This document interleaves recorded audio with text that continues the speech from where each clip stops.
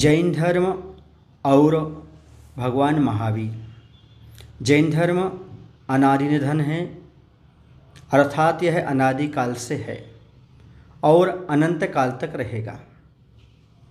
भगवान महावीर इस जैन धर्म के वर्तमान के 68वें काल के अंतिम तीर्थंकर हुए।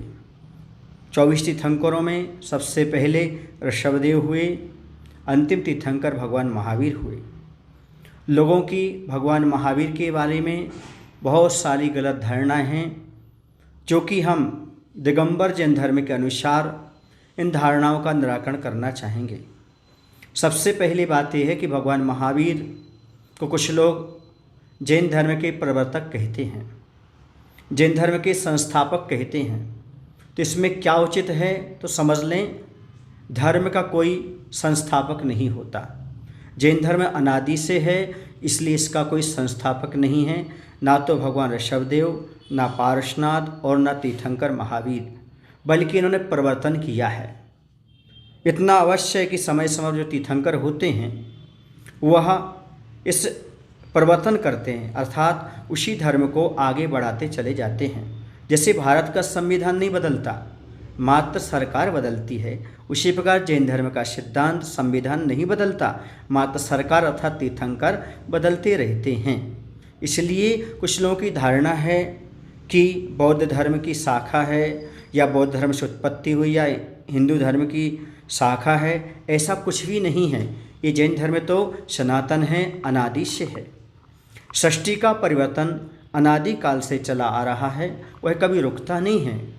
भरत एवं ऐरावत क्षेत्र के आर्यखंडों में अवसर्पणी एवं उत्सर्पणी काल के 2 विभाग होते हैं, जिसमें मनुष्यों एवं त्रेंचों की आयु, शरीर की ऊंचाई, वृद्धि, वैभव आदि घटते जाते हैं, वह अवसर्पणी काल कहलाता है। इसके विपरीत जिसमें आयु, शरीर की ऊंचाई, बुद्धि, वैभव आदि बढ़ते जाते हैं, वह उत्सर्पणी काल कहलाता है। 20 कोड़ाकोड़ी सागर का एक कल्पकाल होता है, जिसमें 10 कोड़ाकोड़ी सागर का अवसर्पणी काल एवं 10 कोड़ाकोड़ी सागर का उत्सर्पणी काल होता है। दोनों मिलाकर के कल्पकाल कहलाता है, एक कल्पकाल हो जाता है। इनका क्रम कैसे चलता है? एक जैसे ट्रेन होती है, अप डाउन के समान इसका क्रम चलता रहता है। जैसे ट्रेन बॉम्बे से हावड़ा एवं हावड़ा से पुनः बॉम्बे आती जाती है। जो उत्सर्पण और अवसर्पणी काल होते हैं, इसमें सुषमा सुषमा काल, सुषमा काल, सुषमा दुष्मा काल, दुष्मा सुषमा काल, दुष्मा काल एवं दुष्मा दुष्मा काल, ये 6 भेद अवसर्पणी काल के होते हैं। इससे विपरीत उत्सर्पणी काल के 6 भेद होते हैं। दुष्मा काल यानी दुष्मा दुष्मा काल पहला, दूसरा दुष्मा, तीसरा दुष्मा सुषमा, चौथा सुषमा दुष्मा और सुषमा काल और एवं सुषमा सुषम काल। इन्हें अपन समझे जो काल का परिवर्तन होता है। आज वर्तमान में जो चल रहा है अवसर्पणी का चल रहा है, और अवसर्पणी के 24वीं में भगवान महावीर अंतिम तीर्थंकर हुए। तीर्थंकर किन्हें कहते हैं? जो तीर्थ के कर्ता होते हैं तीर्थंकर के। तीर्थ माने होता है धर्म तीर्थ। धर्म तीर्थ का जो परिवर्तन करते हैं, आगे बढ़ाते हैं, वह तीर्थंकर कहलाते हैं। तीर्थ करोति तीर्थंकरा, या हम ये कह सकते हैं सम्यक दर्शन, सम्यक ज्ञान, सम्यक चेत, तीर्थ है। इनका जो उपदेश देते हैं उन्हें हम तीर्थंकर कहते हैं। और इस 24वीं के अंतिम तीर्थंकर भगवान महावीर हुए। 23वें तीर्थंकर श्री पार्श्वनाथ भगवान के निर्माण के पश्चात 178 वर्ष बाद भगवान महावीर का जन्म हुआ। कुंडग्राम में वैशाली में हुआ था। चैत्र शुक्ल त्रयोदशी के दिन, यदि हम देखें तो सोमवार का दिन 27 मार्च ईसा पूर्व 598 में, ये इस हुंडा अवसर्पणी काल की 24वीं के अंतिम 24वें तीर्थंकर थे। कुछ लोगों की धारणा यह है कि भगवान महावीर की शादी हुई थी, उनके बच्चे हुए थे। ये धारणा गलत है, क्योंकि दिगंबर जैन धर्म के अनुसार भगवान महावीर बाल ब्रह्मचारी थे, उनकी शादी नहीं हुई थी। जब उनकी शादी नहीं हुई थी तो बच्चों होने का कोई सवाल उत्पन्न नहीं होता। तो यह दिगंबर जैन धर्म के अनुसार भगवान बाल ब्रह्मचारी रहे, क्योंकि ये हुंडा अवसर्पणी काल की देन थी। ये एक दोष माना जाता है इस काल का, जिसके माध्यम से यह इस प्रकार के दोष उत्पन्न हुआ करते हैं। ये हुंडा अवसर्पणी काल भी असंख्यात उत्सर्पणी अवसर्पणी काल बीतने के बाद एक हुंडा अवसर्पणी काल आता है, जिसमें बालवंचर तीर्थंकर का होना ये उस काल का दोष माना जाता है। इसलिए भगवान महावीर की शादी नहीं हुई थी। अब आप इतिहास को समझें, बदलें, जो कुछ भी जानें, क्योंकि दिगंबर जैन धर्म के अनुसार भगवान महावीर बाल ब्रह्मचारी रहे, उनकी शादी नहीं हुई।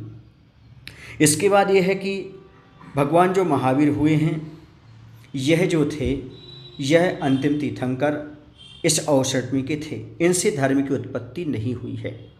मुनि अवस्था में इनके ऊपर उपसर्ग हुआ था।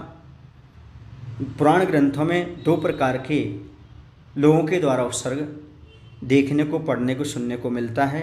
एक भव नामक यक्ष एवं दूसरा स्थानु नाम का जो रुद्र था उसके द्वारा उपसर्ग हुआ, ऐसा ज्ञात होता है। यह सब मुनि अवस्था में होता है, क्योंकि केवल ज्ञान उत्पन्न होने के बाद तीर्थंकर के ऊपर कोई उपसर्ग नहीं होता, भगवान के ऊपर कोई उपसर्ग नहीं हुआ करता है। इनकी आयु 72 वर्ष की थी।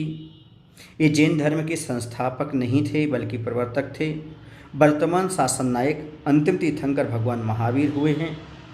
इनके बारे में हम इतना ही कह सकते हैं कि जो पुराण ग्रंथों से जाना गया है, इनकी जो जीवन गाथा है वह आदिनाथ भगवान से ऋषभदेव से लेकर के अंत समय तक चली है, अर्थात ये बहुचर्चित व्यक्तित्व के धनी रहे हैं। अंतिम बात ये कहना चाहेंगे, जो भी हम भगवान महावीर का जो वृत्तांत सुनाने के लिए जा रहे हैं, इनकी कथा सुनाने के जा रहे हैं, यह आचार्य सकल कीर्ति महाराज के द्वारा रचित महावीर पुराण से ली गई है। उसके आधार पर हम आपको ये कथा आगे ले जाएंगे। इतनी बात हम आपको बताना चाहते हैं कि भगवान महावीर का मुख्य नाम श्री वर्धमान स्वामी था। श्री वर्धमान महावीर की कथा हम प्रारंभ करेंगे। इसके पहले हमने भूमिका आपके सामने रखी है। मैं उनको नमस्कार करता हूँ। महावीर प्रभु की कथा कहता हूँ मैं आज, मन वच तन से नमन हो पूर्ण बने सब काज। विद्यासागर हैं ममे गुरु, नमन करूं सिर नाय। पाप ताप सब वे हरें, कर्म सभी नस जाए, कर्म सभी नस जाए। अब आगे हम कथा प्रारंभ करें। इससे पहले हमने भूमिका तैयार की है और आगे आप देखिएगा अगली कथा में आपको ज्ञात होगा उनका जो महावीर पुराण में पहला भाव मिलता है वह किसका था, कौन वह पुरोराभील था, उसने किस प्रकार से अपने जीवन का उत्थान किया, कौन से मुनिराज से उन्होंने उपदेश सुना, कौन सा नियम लिया, ये आगे की कथा में आपको बताया जाएगा। बोलिए वर्धमान महावीर स्वामी की जय। आचार्य विद्यासागर जी महाराज की जय।